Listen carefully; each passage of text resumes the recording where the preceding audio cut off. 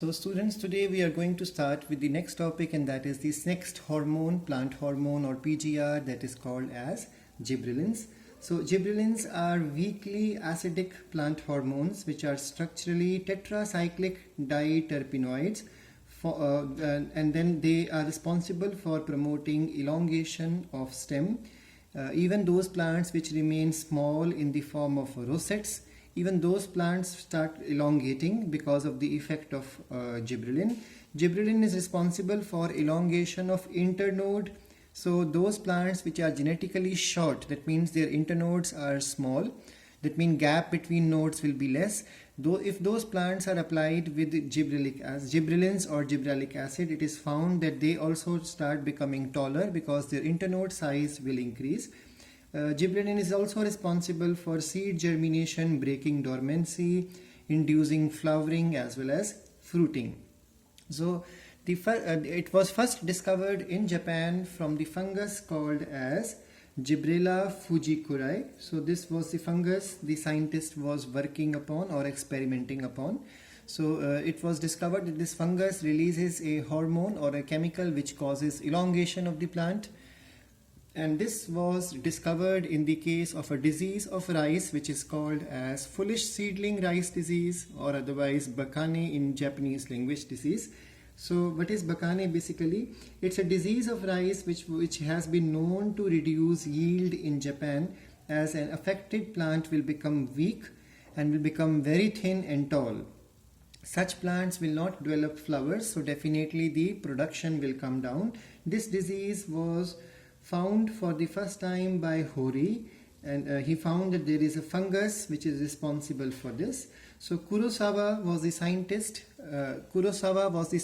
Who for the first time extracted this, found this problem is there, and it was extracted for the first time by Yabuta and Samuki in 1935, and they named this acid or this compound as gibberellins. Now by today, hundreds of types of gibberellins have been discovered or reported, and they all are numbered like this, that Ga, that means gibberellic acid, 1, 2, 3 and so on up to hundreds.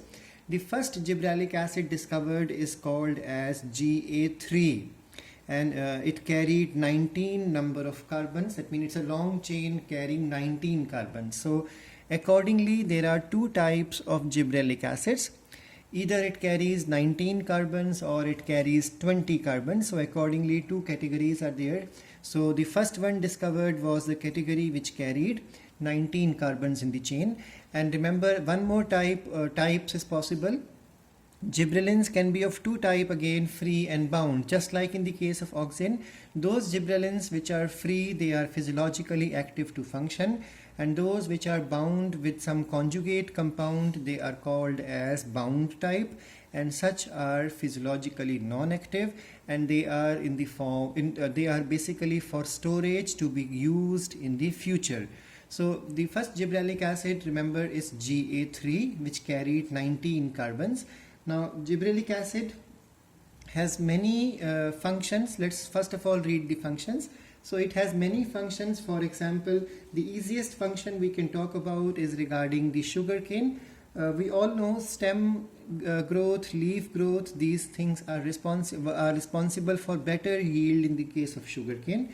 So sugarcane yield more sugar when gibberellic acid is present in its stem, or you can say when it is applied also, it is found that there is more production of sugar. Reason, the internode size will increase. So the internode size when increases the overall length of the stem of the sugarcane. So definitely if the sugarcane stems are longer, then the amount of sugar yielded also will be more. In the same manner, we have something called as bolting effect. Now what exactly is bolting? Let's understand. Bolting or elongation of the plants which are called as rosette plants. So those plants in which you will find that there is a small round ball-like structure of the leaves. Like for example, we know cabbage grows in rosette form. So in such plants, it has been found when gibberellic acid is applied, even these plants will start growing tall. So the bolting, this concept is called as bolting. So bolting or elongation of the stem of the roset plants and the root crops like radish and beet. So those plants in which stem is short, or otherwise those in which the root is consumed. So it has been found that it is brought about, this elongation is brought about by increased synthesis of gibberellic acid. You must have seen, if you leave cabbage to stay in the fields for a long time, then it will start flowering. Now when the cabbage starts flowering, you must have seen those flowers are borne on a long axis. So why that long axis?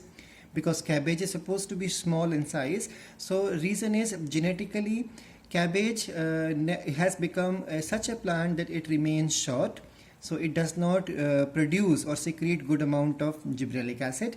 But when the time for flowering comes, it starts releasing gibberellic acid that causes the flower axis or the inflorescence or the peduncle to grow tall. This effect is called as, this elongation effect is because of gibberellic acid, and it is called as bolting.